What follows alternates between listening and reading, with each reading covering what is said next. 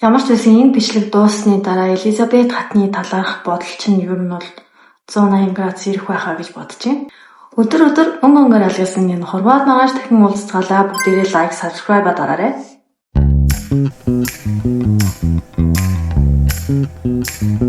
Хувь хүний яг нөгөө хүсэл сонирхол очихыг хүсдэг байсан газар гэж юм байдаг шүү дээ. Яг тэрэндээ би яг өөрийнхөө очихыг хүсдэг газар гэж хасаад үзсэн чинь нэгдүгээрт нь Египт байгаа байхгүй юу? Хоёрт нь болохоор Францын Парис хотын Версалийн ордон. Гуравт нь болохоор Австрийн Вен хот байгаа байхгүй юу? Эхний 3 хотоо жагсаагаад үзсэн чинь тэгээд яг яагаад Вен вэ гэсэн чинь одоо барыг яг энэ ивчлэгэн дээр яагаад гэдэг шалтгаан гарах байх гэж бодож байна.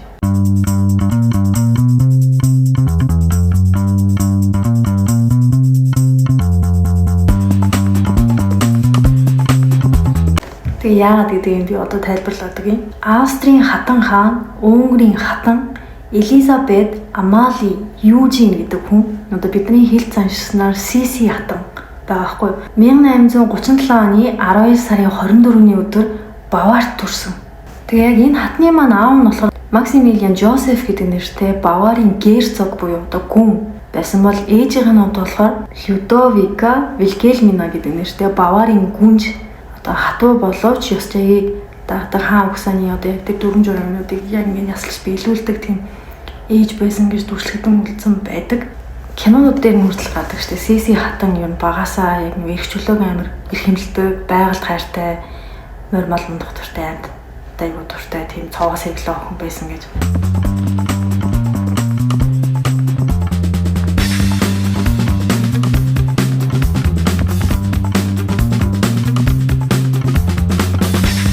Бага насандаа тэгээд нөгөө Баварын ордон цайзад биш, Монхийн хотын ордонд биш, Альпийн уусын нурууны дунд нь байдаг Позенхофен гэдэг нэртэй ордонд бага насандаа ингээд өссөн байгаа байхгүй юу? Морь унах, заас барих, ууланд авирах, яруу найрагч зэрэг дуртай байсан гэд ер нь бол бицэн яруу найраг юмнуудны нэг энэ бичлэгийн хамгийн сүүлэн гарах баг.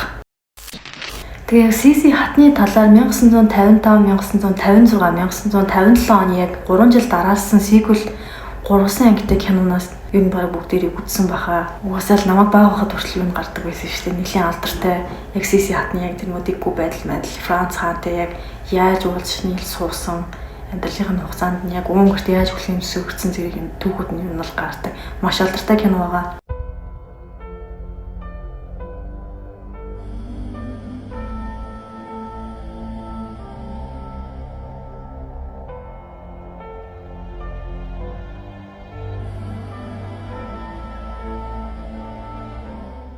(1853) онд Сисигийн ээж нь охин Хелена гэдэг одоо нөгөө нэнэгч гэдэг штеп. Тэр охиноо одоо 1-р Франц Йосефтэй сүү тавуулахад хумын хийлгэх гээд яг Австри руу дагуулж явсан байхгүй. Тэгээ яг тэр үед нь нэнэ эгч нь болохоор нөгөө Сиси дүүгээ хамт надтай хандаа яваад өгөөч гээд авч явсан байгаа. Тэр тухайн үед болохоор 1-р Франц Йосефийн дүүтэй Сиси ер нь бол сүү тавьж хуримлах ёстой байсан байлээ л дээ. Тэгээ нөгөө кинон дээр хүртэл хардаг штеп. Франц анх Сисиг хараад юм бол анхны харцаар дурлаад нэггүй байдал одоо тэр цоос сэргэлэн зангуугаа зөкслөн юм бишрээд ихч нэнэтэй биш Сиситэй хурмаа хийн гээд сонголтоо хийгээд Сисил биш бол би өөр хинтэй ч суухгүй гэж үзээ гээд цэцгийн баглагаа өгч байгаа хэсэг гардаг штеп.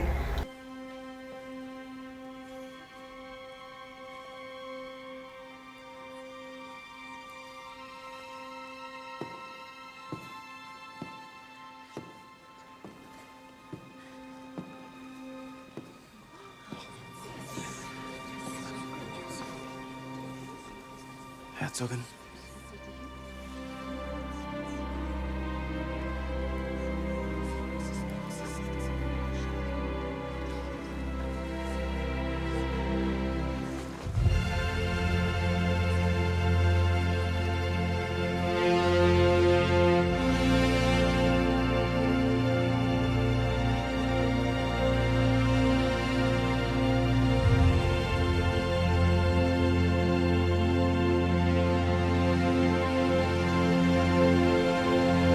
Тэр хоёр хоорондоо хуримлагаар болсон. Сиси тухайн үед дөнгөж 16 настай байсан болохоор Франц хаантай юу нь болохоор маа хийхгүйгээд үтсэн чинь ээж нь чи хаан угсааны хүний сарлыг татлахцах хэрэг хүч чанд байхгүй. Чи заавал чи хурмаа хийх ёстой гэсэн тийм дарамт юу нь бол шахалтаар Францтай хурмаа их болсон байгаа байхгүй юу. Тэгээд тэр хоёр маань албан ёсоор 1854 оны 4 сарын 24-ний өдөр Вен хотын одоо Хофбург ордны хажууханд байрладаг Стефани сүмд хурмаа хийсэн байлаа. Гэхдээ хурмаа хийхдээ ер нь бол хаалттай, нууцлалтай хийгээд гадны ямар ч хэвлэл мэдээллийнхэн орох боломжгүй хурмаа хийсэн гэсэн. Тэгээ яг тэр үед нь болохоор Сиси дөнгөж 16 настай, Франц Йосеф нь болохоор 23 настай хүн байсан юм байна. Нилээ хэдэн жилийн зайтай одоо насны дөрөвтэй хүмүүс байсан л гэсэн үг л дээ. Тэгээд уламжлал болсон яг тэр нөгөө хүмүүсийн мэддэг тэр түүхүүдийг юу нь бол яриад яах вэ? Тэгээд хүмүүсийн тэр болгоны мэддэггүй Сиси хатны тухай ийстэй 16 фактыг та бүхэндээ би яаж танилцуулъя. Let's go. Эхний факт нь нэгдүгээр факт Сиси хатны хорон дээрээ өмссөн даашинз нь яг ямар даашинз байсан бэ гэдэг нь ерөөсөө тодорхойгүй байсан. Яг Франц Йосеф болон яг Элизабет хатны хурим нь яг нэг хаалттай хурим болсон одоо нууцлалтай гэх юм уу тийм зөвхөн дотныхоо хүмүүсийг хүлээн авч хурмаа хийсэн болохоор яг ямар даашинз өмссөн бэ гэдэг нь тодорхойгүй байдаг байсан. Хэвлэл мэдээллийнхэн ерөөсөн ямар ч оролцох боломжгүй байдаг байсан учраас хэвлэл мэдээллийн ингээд хид хідэн хүмүүс ингээд энэ тэнд янз янзаар ингээд сонирсдгүй юмнуудыг бичээд байдаг байсан байхгүй юу. Тэгээ яг ямар хувцастай байсан бэ гэдэгсэж зарим нь болохоор цагаан хувцастай гээ, зарим нь болохоор одоо ийм хурд хормойтой алтан шагаал мөнгөтэй палаж гээл, зарим нь болохоор зүгээр юм ингэн битүү ч юм уу тиймэрхүү одоо ингээд даашинсанд өмссөн байна гэж юу нь бол хид хідэн их сурвалж дээр бичигдээ яг ямар даашинс үнэхээр өмссөн байсан бэ гэдэг нь нэлээд тодорхойгүй байсан байгаа байхгүй яг тэр үед. Тэгээд сүүлд яг 1989 онд Imperial Carriage гэдэг нэртэй музей одоо Сиси хатны үр хойч одоо дараагийн төрсөн хүүхдүүдээс нь одоо яг тухайн өдөр хормон дээр өмссөн гэсэн палажных нь хормойг нь олж авсан байгаа байхгүй албан ёсоор худалдаад тэгээ музейдээ байршуулж тавьсан байдаг. Тэгээ сүүлд 2021 онд 1857 онд зурагдсан нэг зураг олсон л онд их сурвалжаар тэгээ яг тэгсэн чинь тэр зурган дээр болохоор өмссөн байгаа даашинз нь одоо тэр музейд хадгалагдаад байж байгаа даашинзны хормоотой юу маш төстэй хийцтэй зурагтай тийм зураг байсан байгаа байхгүй. Тэгээд сүүлд тэрийгэ музейд байршуулахдаа шинээр дахиж тэр даашинзыг нь урлаад байршуулсан байдаг юм байлээ. Тэгээ одоо яг хид хидийн их сурвалжийн мэдээлэл юмнуудаар яг ойр дотныхын хүмүүсийн ч юм уу одоо тэгээ тиймэрхүү амаар тэгээ дээрэс нь сонин дээр нийтлэгсэн яг тэр нэг хувцснуудаас ингээ нийлээд үзэж яг тэр даашинцтай бүр яг тас ингээ таарад байгаа байхгүй юу. Тэгээд албан ёсоор юу нь бол яг тэр даашинцыг хурим дээр өмссөн юм байна гэж тодорхойлсон байдаг. Гэхдээ яг хурмаа хийснийхаа дараа яг тэр даашинцунд лорс үгүй алга болчихсон байсан. Тэгээ бүр яг хизээ хойно 2021 онд гэхэр чинь маш олон жилийн дараа яг энэ даашинз нийлхүүлж гарч ирсэн юм гэсэн үг. Тэгээ хоёр дахь факт нь болохоор Сиси хатан маань амьдралынхаа туршид жингээ хизээж 50 кг-д хүргэж үзээгүй. Ер нь бол яг түүхэндээ тэмдэглэгдэж үлдсэн байдаг. Олон улсын судалгаан дээр үндэслэгдээд одоо бичигдсэн юмд Сиси хатан маань ердөө 47 кг жинтэй байсан гэж тэмдэглэгдэн үлдсэн байдаг юм байлээ. Одоо энэ нь бас нэг бодлын яг нэг Европын түүхэнд хамгийн үзэсгэлэнтэй хатан гэж хэлэгдэх болсон шалтгааны нэг бас мөн байх гэж бодож байна ер нь бол. Тэгээ царай гоо үзэсгэлэндээ ер нь бол маш ихээр обсесс төрлийн царайлаг үзэсгэлэндээ байх хэвээр би гоё байх хэвээр гэж үнэхээр би ингээ голоос нэлээд боддог байсан хатан байгаа хгүй. Тэрнээсээ болоод 32 наснаасаа хойш царайгаа ерөөсөө олон жил гаргаагүй. Ингээ 32 нас хойш гэдэг чинь ер нь бол багцрын ингээ хөвшөлт явагдсан байгаа юм гэсэн үг шүү дээ. Тэрнээс хойш нэг бол зоонтог барьж ингэж гадуур явдаг. Одоо иргэн тойронд хэвлэл мэдээллийнхэн ч юм уу зураг авахыг оролцсон тохиолдолд зоонтогоор нүрээ хаадаг. Нүүрэндээ одоо ингэ юм даав ч юм уу ямар нэг юмнууд бүтээж одоо нөгөө царайгаа ил гаргахгүй гэж явдаг байсан байгаа. Тэгж л их хөвшөлтөөс юу найдаг байсан юм бол мэдгүй. Одоо яг хуухныхын өнцгөөс яг яадаг байсан юм байгаа. Ямар ч гэсэн хөвшөлтийг одоо тийм царай гунцсан байдалд бол бүр ингэ утгаараа дургу байсан хүн юм шиг байна.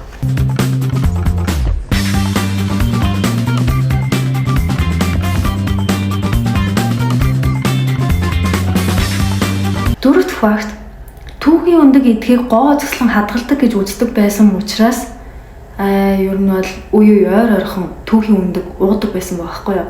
Тэгээд дээрэс нь нэмэлтээр өдөртөө ерөөсөө аягны тал сүү одоо тийм нэг шинэ махны шүүс нэг халт тэгээд дээрэс нь нэг зүсэн хитгэн шиг зүсэн жүүржил иддэг байсан гэсэн. Тавт факт Сиси хатан өөрөө метр 72 см өндөртэй бас яг тухайн үедээ нэлээд өндөртэй тооцогддог хатан байсан байгаа байхгүй юу. Тэгээд тэр хүн өмнөх фактн дээр ердөө 47 кг жинтэй байсан гэж одоо дурддагцсан шүү дээ. Сиси хатан маань ердөө 47 кг жинтэй байсан гэж тэмдэглэгдэн үлдсэн байт юм байлээ.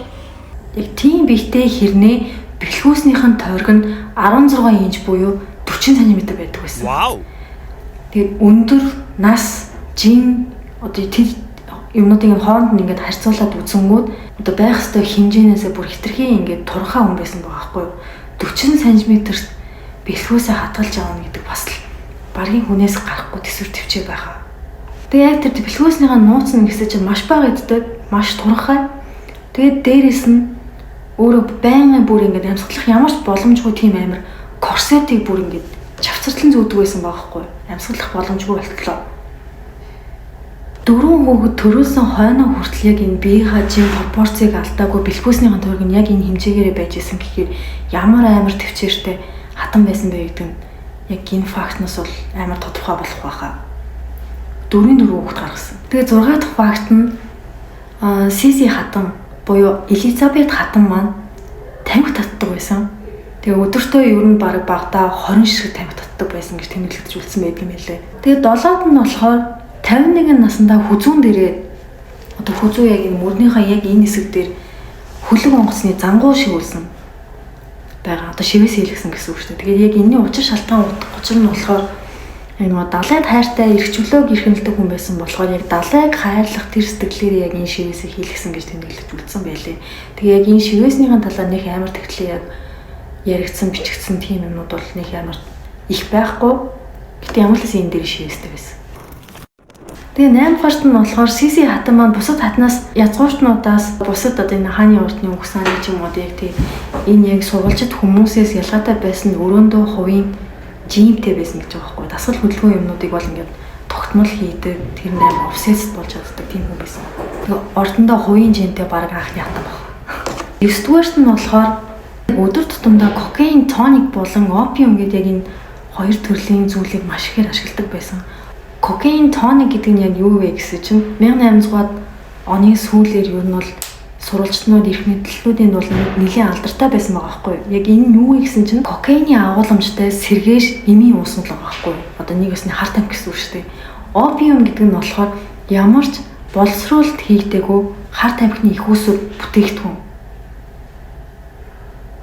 Хар тамхич байсан болно. Тэгээд 10 дугаарт нь болохоор өглөө босоод 7 градусын хүүтэн усанд ордог байсан.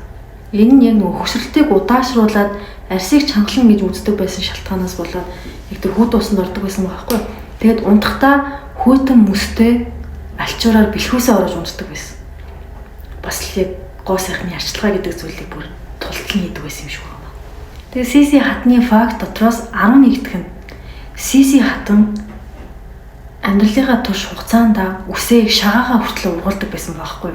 Үсэндээ нэлээд хайртай өтгөн буржгар талтай тиймэрхүү үстэй байсан болохоор хувийн өсчөнтэй байсан. Өглөө болгон босоод тэтмээ зүүхээс өмнө одоо үсээ самнаад яг өсчнэр үсээ янзлуулаад шүлжүүлээд арга хэмжээ одоо хурал цуглаан байт юм уу. Тэгээ улс орныхоо үйл ажиллагаанд оролцохын өмнө нийтдээ ганцхан үсэндээ ердөө өдөр 3 цагийг зарцуулдаг байсан.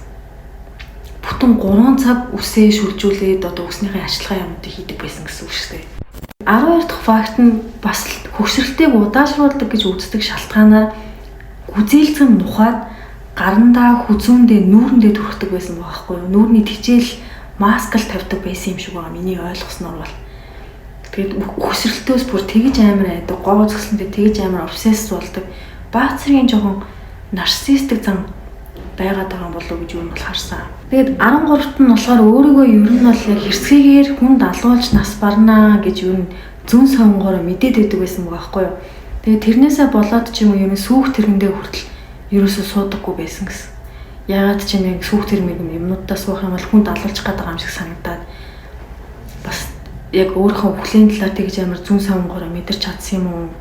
Тэр бас жоохон эгэлцээдэж юм шиг тий. Тэгээ нөхөр болох Франц Йосефтэй ер нь бол цусан төрлийн холбоотой хамаатан байсан байхгүй. Ах トゥ хоёрын хүүхдүүд гэж хэлэх юм уу. Ер нь бол үеийн ах л байсан байгаа юм л та. Тэгээ яг амьдралынхаа тэр хугацаанд Франц хаан нь болохоор бас яг хид хидэн нууц амрагтай байсан. Бас яг нэг тийм кинон дээр гардаг шиг тийм амар гоё хайр бол байж чадаагүй.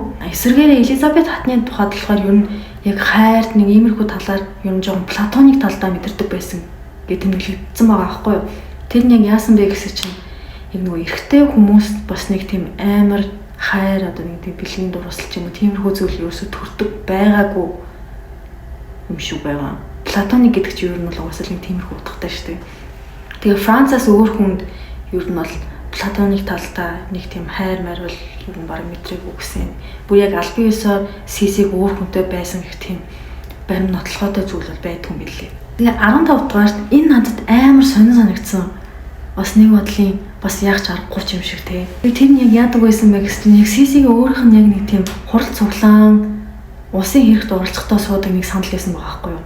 Тэгээ яг тэр сандал дээр суугаад одоо улсын хурал мөрөл юмнуудаа оролцоод явангууд хэдэн цагаар ч хамаагүй босох ямарч боломж байдаггүй байсан болохоор тэр сандал нь яг нөгөө хувийн инженерчлэл ч юм уу одоо яг тусгайлан хийлгэсэн сандал байгаа юм л та. Дотроо 0-тай, 0-ын суул тууртай. Тэр систем ингээд хүн гаднаас нь хараад бүр яг тэгтлээ мэдэх боломж байхгүй. Ингээд урт палажаар ингээд дуудлаа ингээд хаачдаг байсан болохоор тэрийг хүмүүс тэр болгоо мэдээд авах боломжгүй л байсан байлээ л дээ. Тэгээд тэр суул туурандаа яг хурал цуглааныхаа үеэр болоод тэгээд тэрийг нь араас нь одоо ингээд хүн ингээд нууцаар ингээд авч явдаг. Тийм тусгаалan хийгдсэн тийм сандал байдаг юм байлээ. Гэтэ тэр сандал нь ер нь бол яг тэр биеийн байралтай яг тэр үзэд нь байдаг гэсэн би очиж үзээгүй. Яг хаана яг яаж байдгийг нь бол мэдэхгүй байна. Тэгээд 16-нд нь болохоор Сиси хатан маань ер нь бол яг хүнд хутагч бишээ одоо нэг юм хурц сэртэй урт зүйлэр хутгалуулж нас орсон гэж тэмдэглэж үлдсэн байдаг шүү дээ. Тэгээд хутгалууснасаа хойш 30 минутын дараа нас орсон гэж байгаа байхгүй юу. Тэгсэн чинь яг тэр хутгалуусан яг тэр үедээ ямар ч өөрчлөлт мэдрээгүй өөрийгөө хутгалуусан гэдгийг ч мэдээгүй яваадсэн гэж байгаа байхгүй юу. Алхаад яваад байсан. Тэгээд тэр шалтгаан нь болохоор маш бариу корсет зүүж явдаг байсан болохоор тэр нь нөгөө бариу болохоор ч юм уу одоо их тэр хутгалуусан гэдгийг мэдээгүй ингээд цусаалт бүр ингээд хитрхи их болоод ухаан алдаж унсан хойно л хүмүүс мэдэж одоо ингээд хүү нэр гарсан байна гэдгийг мэдсэн гэж байгаа.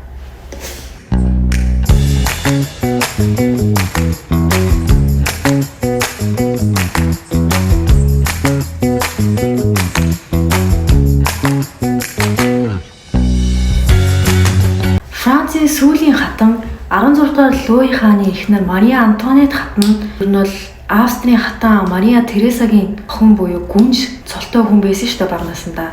Тэгээд Франц руу явах үедээ Австрийн бүх эрх мэдлээсээ татгалзаад Франц руу явсан байдаг. Тэгээд Сиси Элизабет хатан нь болохоор Мария Антуанет хатантай шууд хамааралтай хүн бол уг нь бол биш.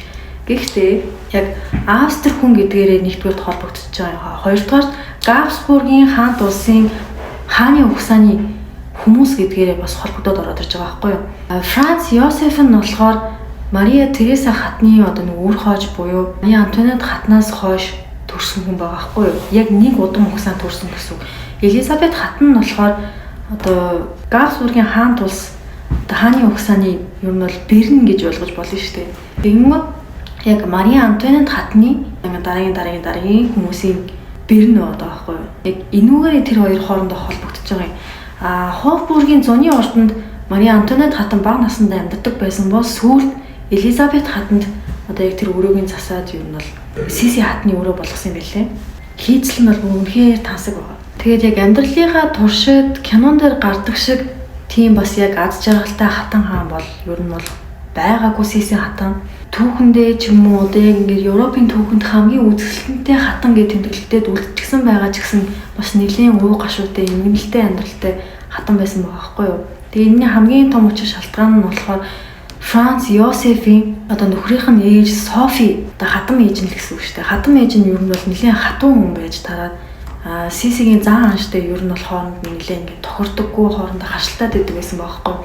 Сиси нь илүү яг ингээд эрхчлөөтэй илүү сонирхолтой амьдралыг эрхэлдэг тийм хүн багт чинь Софи хатан болохоор илүү тийм хотны дэд ёс чаяг юмнуудыг нэлээд шаарддаг. Дөнгөж 16 настай бэрээ болоод ирж байгаа охин маш хатуу ханддаг байсан байхгүй.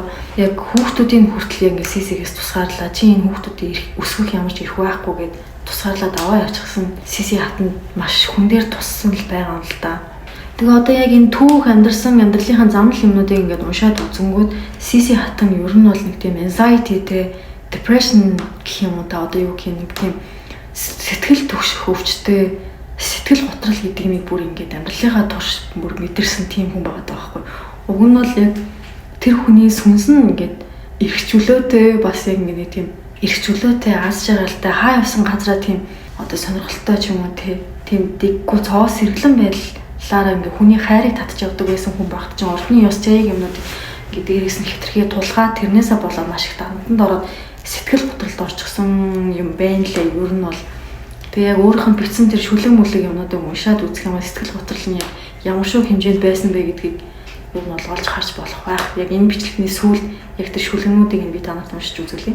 Тэгээд заримдаа өдөртөө бараг ингээд 10 цагч байна уу хамаагүй ингээд гадуур алхаад их чөлөө хүсэмжлээд ингээд явдаг байсан байхгүй. Сэтгэл готролтойгоо тэмцэж байгаа юм бас нэг шинж шүү дээ. Ордны ёс чаяг юмнуудыг тэсдэггүй байдлаасаа болоод бүр ингээд ордонтоо нэг шигш тойл хүртэл байлгадаггүй байсан гэсэн шалтгаан нь болохоор ингээд толинд харах юм бол одоо язгууртнуудын ёс чаягт баригдсан нэг тийм хүлэгдмэл хүн хардаг байсан гэж үзээд яг тэр байдлыг үзэн яддаг дургу байсан л байгаа байхгүй. Тэгээ тэрнээс болоод толинд хүртэл өөрийгөө харах дургу байсан гэсэн. Тэгээ тэр олон цагаар алхаж явж байхдаа ер нь бол эргэн тойрныхоо хүмүүст би энэ хорвоогоос алга болчих юмсан хүн болгон намайг мартаасаа гэж яриад л явуулдаг байсан байхгүй. Тэгэл яг хэр хэмжээ сэтгэл готролтой байсан бэ гэдг нь яг энэ өгүүлбэрүүдээс үл юм бол харагдах байхаа. Тэгээ яг сүүл алгалах үед нь одоо яг хүнээр ингээ хүнэлэх үед нь яг тэр нөгөө нэг алуурч нь яг язгуурчнуудыг нэлээд үзэн яддаг хүн байж байгаа. Тэгээ яг өөрийнх нь олсон хүн нэрээгүй байхгүй юу. Тэр үед нь сиси хатан яг урдуур нь алхаж явж таарад язгуурч нь юм чи хинч байсан яах вэ гэж юу нэгсэл байгаа юм л да. Тэгээ нас барсныхан дараа Франц хаан энэ хүнд сиси хатандаа би яг ямар их хайртай байсныг юм хинч мэдэхгүй тэр хүртэл мэдээгүй гэж хэлсэн байдаг юм байна лээ. Тэгээ сиси хатны яг бичсэн яг тэр шүлгэнүүдээс нь би уншиж үзүүлээ заяа. Ирээдүйн сүнснүүдэд гэж байгаа. Би энэ дэлхий дээр ганцаар алхдаг. Амьдралаас зүгтах хүсэл минь аль хэдийн завхарсан. Надад сэтгэлээ хуваалцах амд үгүй. Намайг болгох сүнс энэ ертөнцид хизээж байгаагүй. Хоёр дахь нь болохоор тэнгисийн цахлаа. Би их газар үгүй нэгэн цахлаа. Надад нутаг эрэг гэж үгүй. Газар хилтгүй, баригддаггүй. Нэгэн давлгаанаас нөгөөд нисэн муцдаг гэж биччихээ. Яасан ч урам яруу байсан юм дээ. Тэгэд хамгийн сүүлд нь яг 3 дахь яг энийг уншаад дуусгая. Хойд тэнгисийн дуулал. Хэрвээ би нэг л өдөр өвхөл далайн эргийн элсэн дээр тавиарай. Сүүлийн харц минь хүрлцэх болтугай. Эрхэм нандин талай руу чиглэв. Бичсэн байдаг юм байлаа. Энэ хүртэл үзсэн хүмүүстээ баярлалаа. Дараа дараагийн бичлэгээр уулзцгаая. Bye bye. Subscribe-ыг дараарай. Бити мартаарай.